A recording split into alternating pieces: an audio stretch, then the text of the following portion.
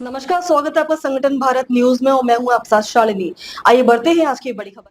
नशा, पैसा और छेड़खानी, बोरीवली पुलिस को लेकर विधायक के गंभीर आरोप। बोरीवली इलाके में फुटपाथ पर खुलेआम दारू बिक्री के साथ एमडी गांजा और गुटखा के अवैध कारोबार को लेकर स्थानीय विधायक संजय उपाध्याय ने गंभीर आरोप लगाए हैं। उन्होंने कहा कि पुलिस थाने से महज 20 मीटर की दूरी पर नशे का धंधा चल रहा है, लेकिन शिकायतों के बावजूद कार्यवाही नहीं हो रही है। विधायक के अनुसार एक ड्रग्स विक्रेता एक ही रात में करीब 1,20,000 रुपए की कमाई करता है। वहीं रेलवे स्टेशन परिसर में रात के समय एक भुर्जी विक्रेता शराब के साथ पकड़ा गया, जो कथित तौर पर हर महीने 1,00,000 रुपए हफ्ता देता है। संजय उपाध्याय ने बताया कि नशे के माहौल के चलते महिला सुरक्षा पर भी सवाल खड़े हो रहे हैं। बीती रात करीब 9:30 बजे एक युवक द्वारा लड़कियों से छेड़खानी की घटना सामने आई है, जिस पर पुलिस जांच कर रही है। इन मामलों को लेकर विधायक ने पुलिस को 7 दिन का अल्टीमेटम देते हुए चेतावनी दी है कि और संबंधित अधिकारियों के निलंबन की मांग की है। फिलहाल पुलिस की ओर से कोई आधिकारिक प्रतिक्रिया नहीं आई है। मुंबई के बोरीवली से संपादक राजकिशोर तिवारी की रिपोर्ट। कल रात को जो घटना हुई उसके बारे में आप देखा कि कई जगह पर शराब जो है बिक रहा है, पुलिस को जानकारी होते भी पुलिस कार्रवाई नहीं करती और आपको करना पड़ा सड़क में। कल रात को 9:30 बजे के आसपास मुझको हमारे नगर सेवक शिवानंद शेट्टी जी का फोन आया और 3 बच्चियों के साथ एक नृत्य होते होते रुका, उसके बारे में उन्होंने जानकारी दी। ये बच्चियां आनंदराव पवार स्कूल के सामने वॉक कर रही थी। एक व्यक्ति उनका पीछा कर रहा था। बच्चियों के ध्यान में आने के बाद वहां रुक गई। रुकने के बाद वो लड़का उनकी तरफ आया और उसने उनसे पूछा कि क्या रेट है, कितना लेगी। 22 बरस की बच्ची, 18 बरस से छोटे उम्र की बच्ची, और दोनों छोटी बच्चियां डर गई, लेकिन बड़ी बच्ची ने थोड़ी हिम्मत करके प्रतिकार किया तो उसने उसके छाती पे हाथ डाला। इतने में शिवानंद शेट्टी वहां से एक्टिवा से जा रहे थे, आवाज सुन के वहां पर रुके। शिवानंद शेट्टी ने उससे पूछा कि ये तूने हिम्मत कैसे किया। उस आदमी का उत्तर था कि मैंने पूछा तो गलत क्या किया। और जब मैं वीडियो कॉन्फ्रेंस पे उससे बात कर रहा था, मैंने उसको कुछ गालियां भी दी, और जब मैंने देखा तो अल्लाह की कसम आज के बाद नहीं करूंगा बोल रहा था। उसके हाथ में कलावा भी था। ये हिंदू बनकर हिंदू बस्ती में हमारी बच्चियों को छेड़ने की कोशिश करने वाले कौन है? और इसके लिए ये एक प्रकार का लव जिहाद है, और लव जिहाद बोरीवली में बर्दाश्त नहीं। इसके तुरंत बाद मैंने डीसीपी जादव साहब से बात किया। उन्होंने तुरंत 5 मिनट में घटनास्थल पर वो स्वयं आए, सभी को पकड़ के लेके गए। रात को 12:30 बजे तक एफआईआर रजिस्टर किया गया और हमारे सभी नगर सेवक, सभी कार्यकर्ता घटनास्थल पर वहां पर पहुंचे। पहुंचने के बाद मैं अभिनंदन करूंगा उन तीनों बच्चियों के माँ पिताजी का कि सामान्य घर से होने के बाद भी वो डरे नहीं। उन्होंने इस घटना पर एक्शन लेने का तय किया, एफआईआर रजिस्टर किया। उसमें एक बच्ची की माँ ने यहाँ तक बताया कि मेरे पास वीडियो है कि ये लोग कुत्ते के साथ भी सेक्स करते हैं, और वो वीडियो है बोरीवली का।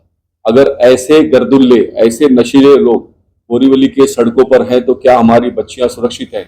यह बात सुनने के बाद मैं व्यथित हुआ। मैंने पुलिस से कहा, मैं 1 साल से बोल रहा हूँ कि बोरीवली के उद्यान में, बोरीवली के रास्तों पर जहां अंधेरा है वहां पर खुले में दारू पी जा रही है, ड्रग्स मिल रहा है, आप कार्रवाई करिए।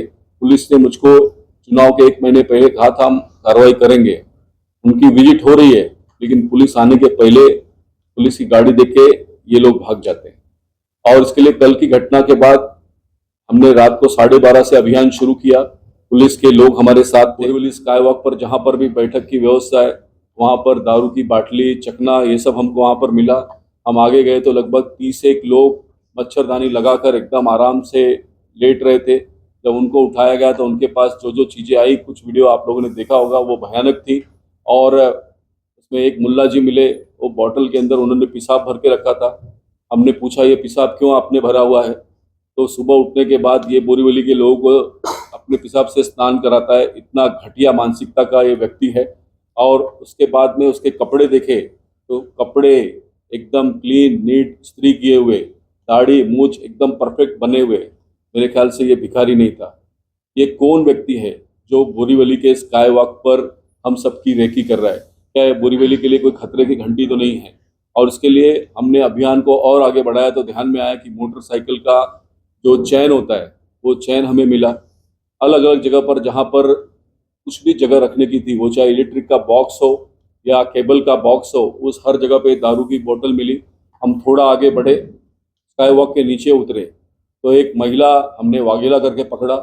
उसके पास महाराष्ट्र में गुटखा बैन होने के बावजूद जो गुटखा देखा है आपने वीडियो में, इतना बड़ी पैमाने पे गुटखा मिला। शराब की बोतलें मिली, शराब की देसी बोतल मिली, ब्रांडेड बोतल मिली, कुछ मिट्टी का खाने वाली मिट्टी का पदार्थ मिला जिसको खाने से नशा होता है।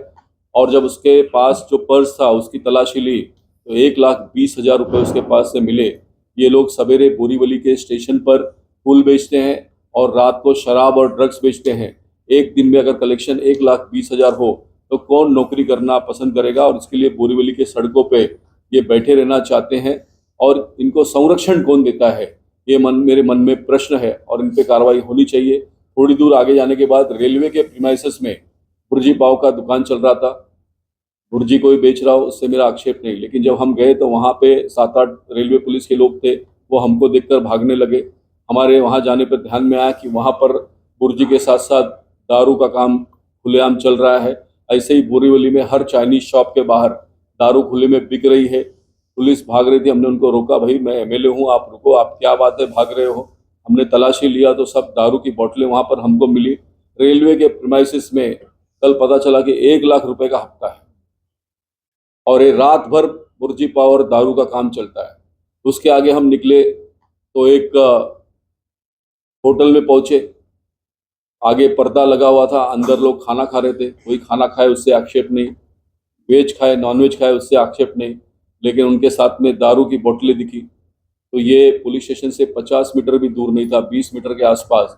अगर इस प्रकार से खुले में दारू ड्रग्स अवेलेबल है तो ये भयानक है। इसी समय हमारे कुछ लोग आगे इंदिरा नगर में कस्टमर बनकर गए। उन्होंने वहाँ पर ड्रग डीलर से, ड्रग पेडलर से हमको माल चाहिए।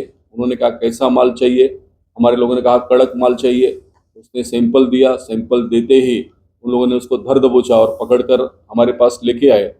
वीडियो आपके सामने है कि किस प्रकार से उस व्यक्ति ने कबूला कि हाँ मैं ड्रग्स बेचता हूँ, मेरे साथ 5-6 और लोग ड्रग्स बेचते हैं। ड्रग्स में क्या क्या था? तो ड्रग्स में गांजा था, नैफ्थलीन की गोलियां थी, बटन अवेलेबल था। वो इंदिरा नगर में झोपड़पट्टियां दिन भर बंद रहती है, छोटे छोटे ताले लगे हैं और रात को ड्रग्स का कारोबार चलता है। रेलवे के कंपाउंड वॉल पे छोटे छोटे झरोखे बनाए गए हैं।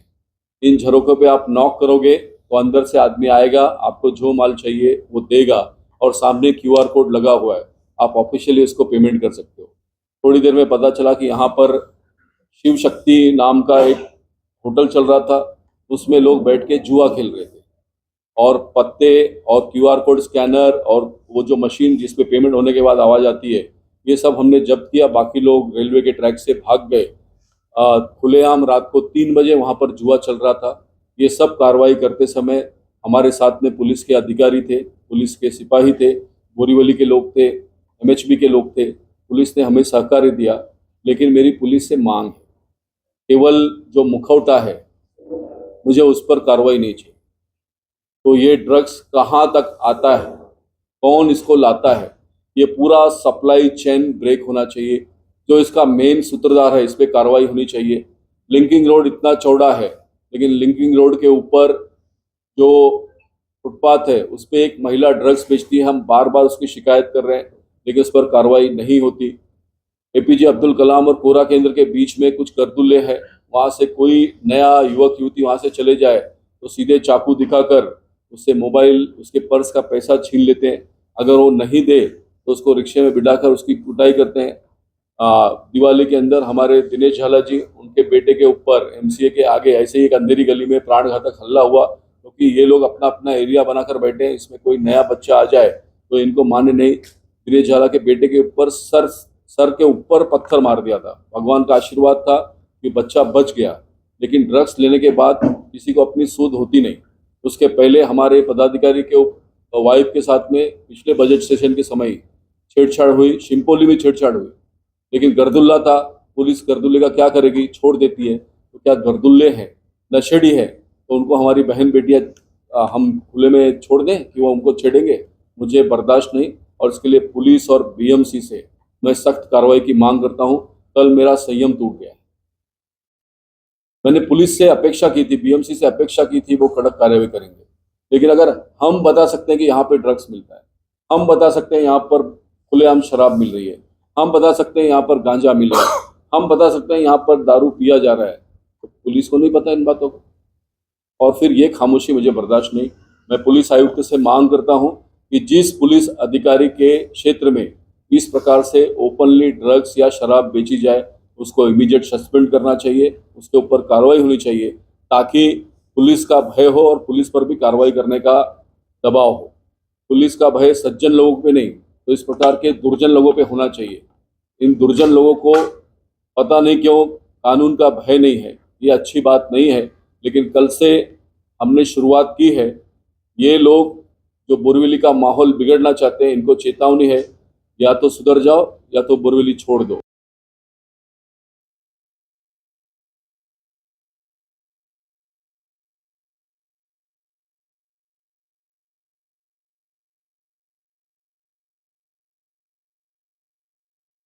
चिल्लर भाई ये इलियास भाई, चिल्लर भाई को यहाँ से इशारा कर रहा हूँ, बोरीवली छोड़ देना चाहिए आपने, और नहीं छोड़ा तो आपकी बारात निकालने का काम हमारे कार्यकर्ता करेंगे। और जो महिलाएं खुले में ड्रग्स बेच रही हैं, ये फूल वाली जो दिन में फूल बेचकर रात को ड्रग्स और दारू का कारोबार कर रही हैं, इनको भी चेतावनी देता हूँ कि हमारे सब्र का परीक्षण मत करो। संयम टूट चुका है। कल 3 बच्चियों ने सबके आंख खोल दिए हैं। ये गंभीर घटना थी, कल उनके साथ गंभीर बातें तो हुई, लेकिन अगर शिवानंद शेट्टी नहीं पहुंचते तो शायद ये घटना और भयावह हो सकती थी। ये हाथ में कलावा बांधकर अपना धर्म छुपाकर हमारी बच्चियों के साथ छेड़छाड़ करने वाले कौन हैं? ये बोरीवली के नहीं होके बोरीवली के फुटपाथ पर हॉकिंग करने वाले लोग कौन हैं और इनकी आवश्यकता क्या है? ये गंभीर प्रश्न है, और इसके लिए महानगर पालिका के अधिकारी भी सुन रहे होंगे। तो आज से मैं आपको इशारा कर रहा हूँ कि मुझको बोरीवली स्टेशन क्लीन चाहिए, मतलब क्लीन चाहिए, और बोरीवली स्टेशन क्लीन किया इसका मतलब आप वैद्य मैदान के बाहर या बोरीवली में अलग अलग स्थानों पर इन हॉकर का प्लेसमेंट करते होंगे, तो भी मैं आपको छोड़ने वाला नहीं। ये जो बाहर से लोग आकर बोरीवली की डेमोग्राफी, बोरीवली का सौहार्द्य, बोरीवली के बच्चियों के साथ खिलवाड़ ये जो करने की कोशिश कर रहे हैं, इस हर व्यक्ति पे कार्रवाई अपेक्षित है। पुलिस अपने हिसाब से काम करे, बीएमसी अपने हिसाब से काम कर रहे हैं, वरना भाजपा के कार्यकर्ता निर्णय लेने के लिए, एक्शन लेने के लिए सक्षम है। खबरों में अब तक के लिए बस इतना ही। फिर होगी आपसे मुलाकात, तब तक के लिए नमस्कार और देखते रहिए संगठन भारत न्यूज। ऐसे ही लेटेस्ट अपडेट पाने के लिए हमारे चैनल को सब्सक्राइब करें और तुरंत नोटिफिकेशन पाने के लिए बेल आइकन दबाना ना भूलें। यदि आप हमें फेसबुक या इंस्टा के माध्यम से देख रहे हैं तो हमारे पेज को फॉलो जरूर करें। धन्यवाद।